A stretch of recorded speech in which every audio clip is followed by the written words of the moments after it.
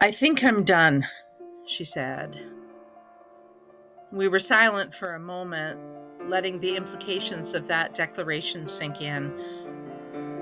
Then, bursting into tears, she asked, "Will God be mad at me?" It was 2016, and I was a newly minted hospital chaplain at the bedside of the woman who would become our region's first recipient of a medically assisted death. Her question catapulted me into a world where, on an increasingly regular basis, I find myself being called to provide spiritual comfort and advocacy for patients who choose MAiD. I often console patients' family members, affirming that their willingness to embrace their loved one's choice is a profound act of love and solidarity. My world changed on a winter's day in 2021 when my husband, John, was diagnosed with advanced cancer of the esophagus. This was especially devastating as John loved to eat good food, drink red wine, and smoke cigars. He had a deep and resonant voice that I had fallen in love with.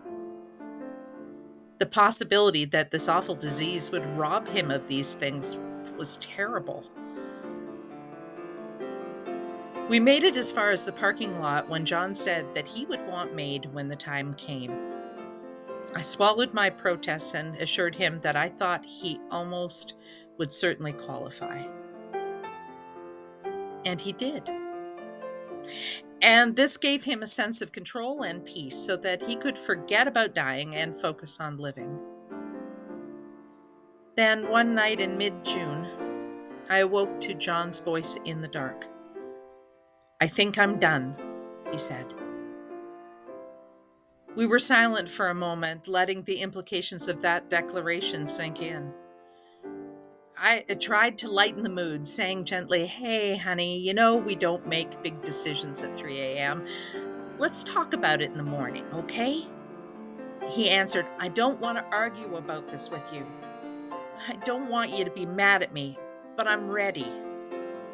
I burst into tears. I told him that I didn't want to argue and that I wasn't mad at him. My heart just needed to catch up with my head. We called the MAiD provider the next morning. Everything I thought I knew about the MAiD journey changed that day. Suddenly, I was the partner at the bedside, clinging to the hope for more time, but loving my person enough to follow their lead, even if it meant letting go before I was ready.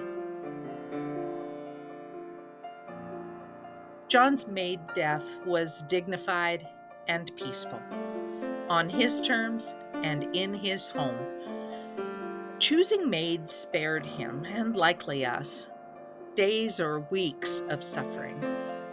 It was, without a doubt, the best choice for him. Afterward, I had a tough time, though. I felt isolated, especially from my faith community. I didn't know if some might learn about John's choice for MAiD and think God would be mad. I didn't have the emotional energy to defend his decision if they did, so I kept the details of his death to myself. I connected with MAiD Family Support Society. Talking things through with a peer helped me catch my heart up to my head. I was ready to return to being present for others. Now, when asked to visit a MAiD patient and I identify myself as a chaplain, some assume that I will judge their choices or attempt to change their minds. I let them know that I'm here to help them connect their heads with their hearts. I tell them because my husband chose MAiD, I might understand a little of what their family is going through. Immediately, their defenses lower. With that acknowledgement and the trust it implies, it feels as though we form a bond. We're peers in this profound space of love and solidarity.